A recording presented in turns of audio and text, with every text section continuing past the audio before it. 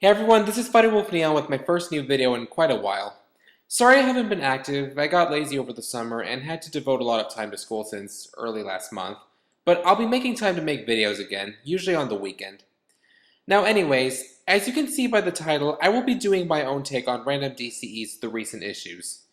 To those of you who don't watch Random, The Recent Issues is a series where he gives his short opinions on the comics he just got. I've been getting a lot of comics lately, and I figured I could do my own shot at this series. And just to let you all know, I talked to Random about this, and he's okay with it. Also, just to let you all know, I don't read very much comics from DC, as I already get plenty of stuff from Marvel and a few other companies, and I don't want to get too tangled up between the two. But I have been reading the Before Watchmen comics, as I love the original, and there are some things from DC I may check in the future. The first book I'd like to talk about is Captain Marvel issue 2. I've been wanting to read more about Miss Marvel for some time, and so far this book has really gotten me to enjoy the character a lot more. First off, the reason why she's now Captain Marvel is that during Secret Adventures' time with Avengers vs. X-Men, Carol and some of the others went into space to stop the Phoenix Force before it could reach Earth, while at the same time the Kree Empire used a portion of it to resurrect Mar-Vell, under their control so they could use the Phoenix Force to advance the Kree race. Eventually, he's released from their control, and in the end, when the Phoenix Force was going to destroy the Kree homeworld to reclaim its missing portion, Mar-Vell sacrifices himself.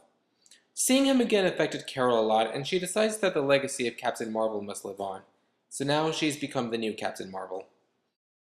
I have been liking this series a lot, as it shows Carol's strengths as a woman, and from those she idolized in the past, as well as attempting to follow her own path.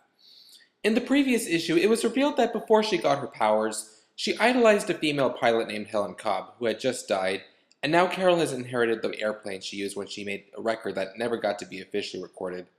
So Carol decides to try to break the record, but something goes wrong and she gets sent back in time to World War II, where she teams up with a group of female soldiers, and must also make it through the scenario without using her powers, as exposing them could have a negative impact on the future.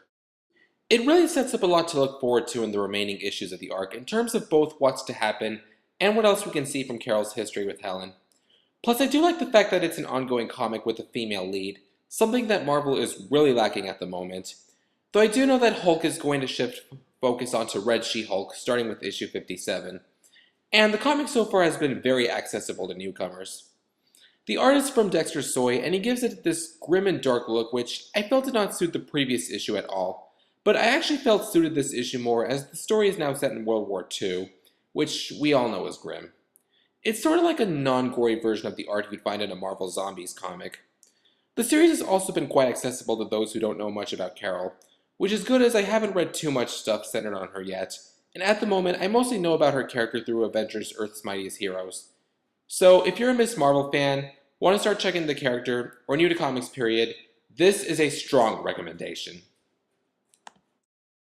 Next up we have Avengers Academy issue 37. Avengers Academy is a series that I have absolutely loved. Loved the premise, the new characters, the storylines, just a great series all around. But sadly, it's ending after issue 39.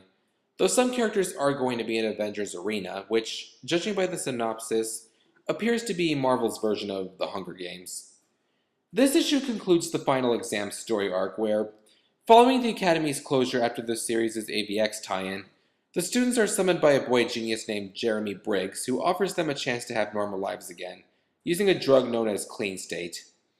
A few characters accept to take it, while others choose not to, but he had secretly drugged them, and is now planning on releasing Clean State around the world to depower all super beings of the world, in an attempt to save the world from danger. The characters get their powers back, and the ones who choose to have their powers removed, with the exception of one, join in at the cost of their chances to have a normal life.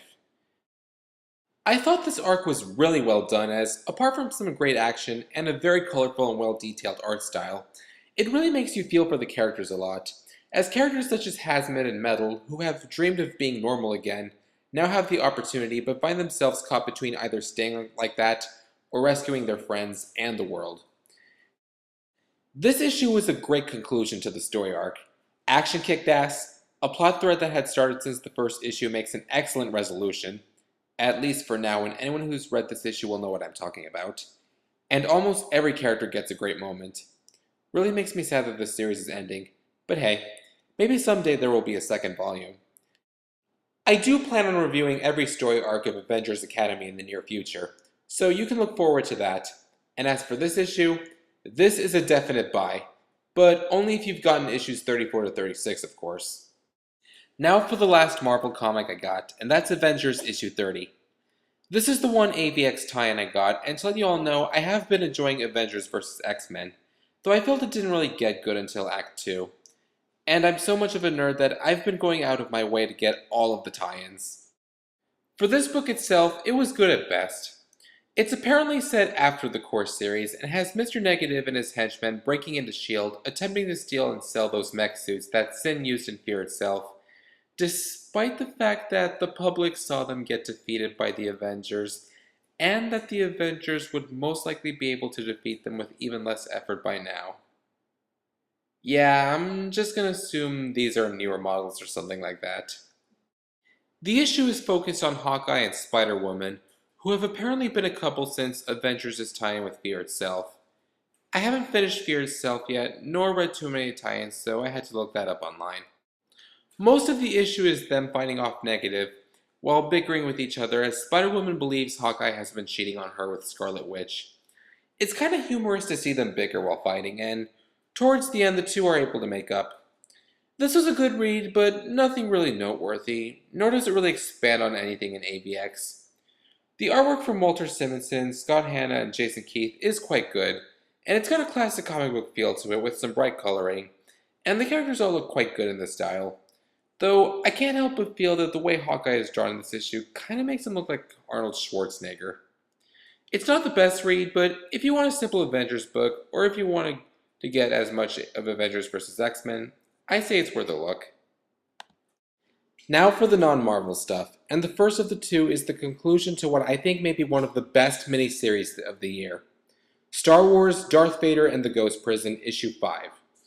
I won't say too much as I do plan on reviewing this entire series sometime in October, but I will give the lowdown. It's focused on both Darth Vader and a disfigured Imperial cadet named Loretta Tome. What happens is that the school Loretta just graduated from is revolting against Emperor Palpatine, as the head is tired of having so many of his students get killed in the name of Palpatine.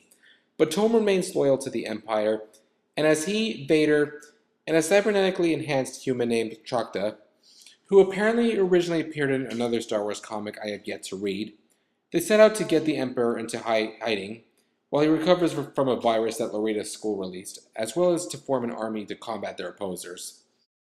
What I really loved about this comic is that it intends to make you root for the Empire, while still being aware that they are evil, as Tome is a character who strives to prevail and be a great soldier, despite having some huge odds against him, which include his deformities, having his training rushed, and his own hero and teacher leading the assault against the Empire. And that really made me connect with him. Darth Vader also has a lot of great moments as well, particularly in issue 3, as they build on something that occurred during his time as a Jedi. This issue does a great job wrapping up everything that had been building up since issue 1. An excellent final battle and a pretty dark ending that I can't say anymore if you want to read. While I am going to review this entire miniseries, I'm still going to say that the force is strong with this issue. High recommendation. If you find all 5 issues for sale or when the trade paperback comes, get it. And for our last comic, we have Disney Comics issue 640. Like everyone else, I'm a longtime Disney fan and I've been checking out a few issues of this series. Plus I wanted to read something new that I can understand completely without having to go into any back catalogs. Basically, it's a compilation of several different stories, all focused on different characters, such as one that has Mickey and a scientist investigating Scotland to find the Loch Ness Monster, and another that's about Donald and his nephews investigating the disappearance of their Christmas presents. It's a really fun read that has a lot of what you'd probably enjoyed from the old Disney cartoons, and is a very good read for younger audiences, while still being able to appeal to older audiences with entertaining plots, lighthearted humor, and plenty of characters you've come to love. Not much to say except I highly recommend it. And that does it for this stash. Hope you enjoyed it, and if there's any comic you recommend, leave a comment in the description box and I may check it out. Till then, this is Fighterwolfneon, and we'll meet again.